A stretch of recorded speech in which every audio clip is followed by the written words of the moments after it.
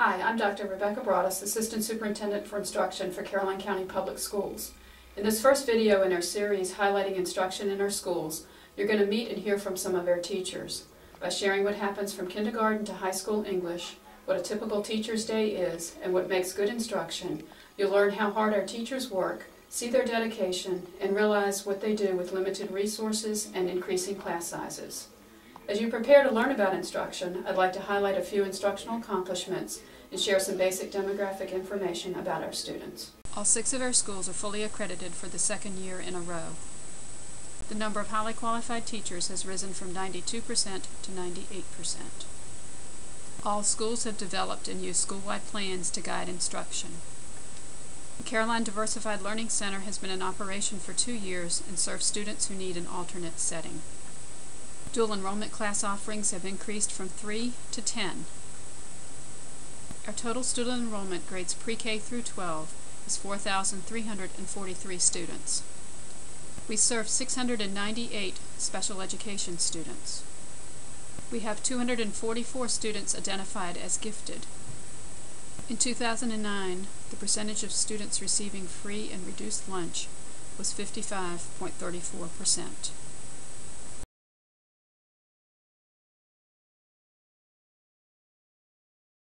Hi, my name is Catherine Denniston. I'm a kindergarten teacher here at Madison Elementary School, and this is my 7th year teaching. Alright, kindergarten is important because our students are, most of them, having their first experience in school. Kindergarten really does form a foundation for their academic career. Most of our students come in having a base knowledge, and we like to build upon that. Our first grade teachers enjoy our students having a busy year in kindergarten because we like to teach them how to read. We want to make sure that they have a good concept of letters, letter knowledge. We hope that our students can leave kindergarten as either beginning readers or having the skills necessary to be readers. Most parents are shocked to find out the amount of academics that actually go into kindergarten. It's surprising how much our students can learn when we push them. It's a pretty rigorous year. Our kindergartners do not spend a lot of time playing. They spend quite a lot of time working and doing things that pretty much amaze their parents and their teachers regularly.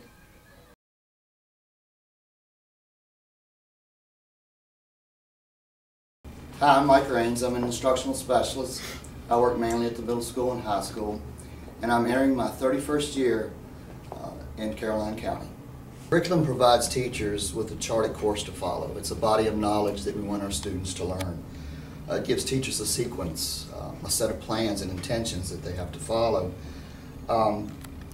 It provides the direction for our teachers, and I think that without curriculum there'd be no direction to our teaching. It contains the essential knowledge and skills and processes that we want our students to know and to be able to do. My name is Stephanie Cunnington Melson, and I teach 11th grade English at Caroline High School. This is my 7th year teaching. Curriculum provides the framework for all lesson planning. It really helps to have all of the standards laid out in advance so that you're prepared and you're familiar with your curriculum so that you can base your lesson plans off of that. It's important to make sure that you know your curriculum well because you need to differentiate and make instruction individualized for students to be reached on all levels, to be as successful as they can on state assessments as well as classroom assessments.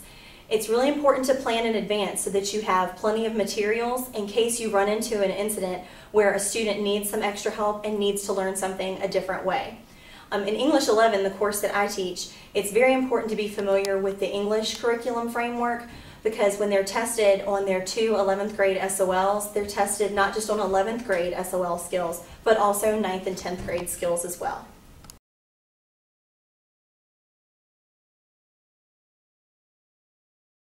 Hi, my name is Jennifer Covington. I'm a 3rd grade teacher at Lewis and Clark Elementary, and this is my 3rd year teaching. Many things go into planning a lesson. First, you must check the standard of learning or SOL of the skill to be taught.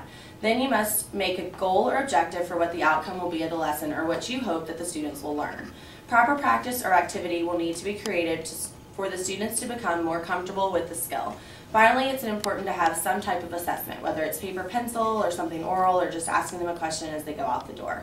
Although those are the main components of the lesson, teachers also have to take into account the differentiation of the lesson as well as accommodating all needs of students as well as the different learning styles. My name is Jennifer Hall. I'm a second grade teacher here at Bowling Green Primary School. I teach second grade and I've been teaching in the county for 29 years. Lesson planning takes a great deal of teachers being able to see what it is that the students need, what we need to focus on, looking at the pre-assessments that we give to our students. Where do we go from there? We want to be able to plan effectively so that students can become effective learners. Hi, my name is Melanie Brown. I've been teaching 5th grade at Madison Elementary for 2 years, and I've been teaching for 15 years. Planning a lesson takes a lot of time. You have to make sure that you have the essential knowledge for the SOLs. We need to be thoughtful of students' interest, try to keep the activities hands-on, interesting, fun. We need to consider the groupings. If there are children who are below average or above average, we need to make sure that each child is being met, their needs are being met. We have to take into consideration the resources that we have, materials that we might need to create if we don't have resources available to us, any kind of copies or supplies or other resources that we might need. Some of us have to spend time planning for collaborative settings where children are following the same plans in the classroom but are leaving to go to another setting to complete the activities. So it takes me at least 2 days of planning time to complete 1 week of lesson plans.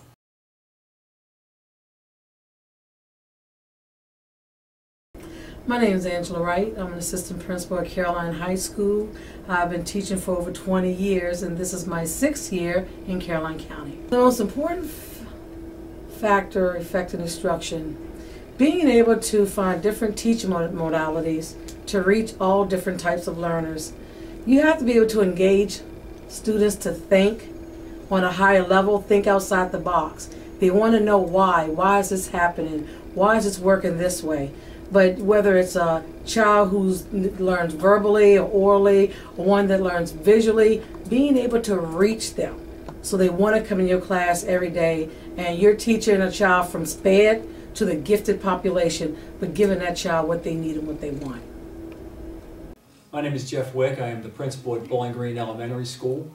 I've been in education for 16 years and I've worked in Caroline County for 12 years. The most important factor that affects instruction is having highly qualified teachers. And if you have a highly qualified teacher in the classroom, they can effectively teach the material to their students based on their experience and their knowledge, which is why it's important that we have competitive salaries in our district so we can maintain highly qualified teachers, keep them in the county, prevent them from leaving, and that creates a stability that allows us to provide quality instruction in the classroom.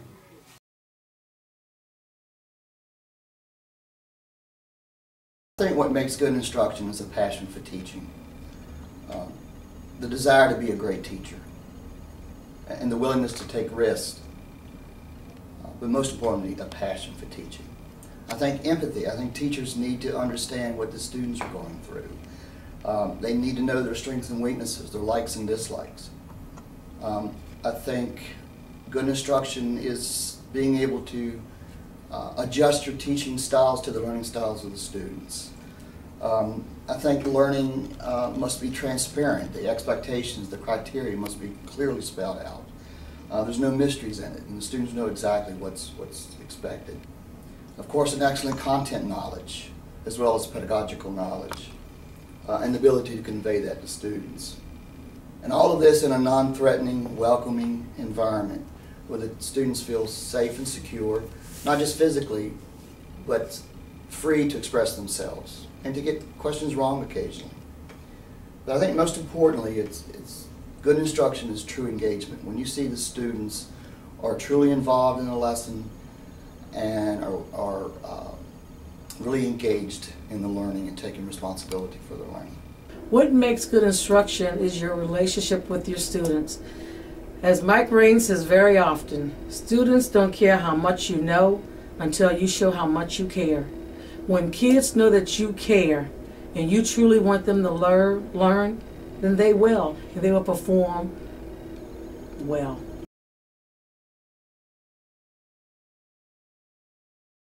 My name is Rosina Allen. I'm a science teacher at Caroline Middle School. I've been teaching for 9 years and I'm going into my 10th year. My typical teaching day has me rushing down the hall, making sure my I will be able to is on the board, ensuring that my daily warm-up is on the board, making sure my technology is working correctly for my PowerPoint lessons, and all of my pencils are sharpened and ready to go. Usually the kids come in and we say the Pledge of Allegiance. They sit down, they begin their warm-up. I remind them of their 3 basic rules. Be quiet, do your warm-up, keep your hands, feet, and mouth to yourself. The day usually goes by with their agenda, and we just go along with general redirecting and just telling the students what to do. For the most part, we have a wonderful, wonderful day during our science labs and anything else we have to do. That's my basic classroom day. On a typical teaching day, when you arrive at school, you make sure that you've got everything laid out for the day ahead, so you can begin your lesson without any hindrances. Also, you need to make sure you're connecting with your students. Often when you're teaching 5 different classes, the connections that you make with your students have to be individualized for each different class. So preparation is very important. After connecting with the students and making sure that they are understanding what the lesson is, then you need to teach the students, assess them while you're teaching, as well as have some type of formal assessment during the lesson so you can determine whether or not you need to reteach any lesson or part of the lesson. Also during the day, teachers have a planning period. During that time, most days are spent making emails, parent phone calls, meeting with administrators, having IEP meetings, updating your website, making sure your grades are updated in the computer since parents access those on a daily basis, and making sure that different administrative things are done throughout the day. If you need to see the bookkeeper or get anything done with the attendance clerk and those types of things. Also, every teacher has a duty period, and during that duty period, you could have various duties. You could have a study hall. I personally have hall duty, and I have lunch duty, where I monitor the halls for half of a class period, and then I observe the students while they're eating lunch during the last lunch of the day. At the end of the day, usually most afternoons are filled with either after-school remediation or other after-school extracurricular activities. After that's been completed, then comes the time for grading. Most grading takes anywhere between 1 to 3 hours each night to get grading done, depending on what the students have turned in. In an English class, if they've turned in an essay, those take significantly longer to grade than general daily assignments. A typical day in kindergarten is busy. We spend every moment working or doing some sort of project. I spend about 9 hours each day at school, 7 of those with students. I do have one 40-minute planning period during the school day in which I can catch up, clean up, prep things, something for another activity.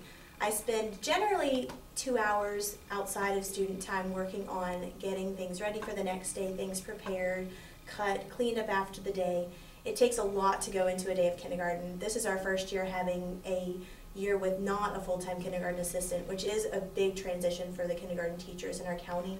We're used to having a lot of help with just another set of hands to work, cut, help, and to organize things. So we're making quite a transition this year into working a lot more on our own. I take home at least an hour of work every evening and work probably at least one weekend day for 2 to 3 hours. So it's quite a lot that goes into a day of kindergarten. We're lucky we don't have the grading that the older grades do have, but there's a lot of cutting and preparing materials that just takes up a lot of time. We're lucky to have parent volunteers in our classrooms, but with the loss of our paraeducators, it is quite a difference, and I feel like I do spend quite a bit more time this year prepping and preparing things for our daily activities.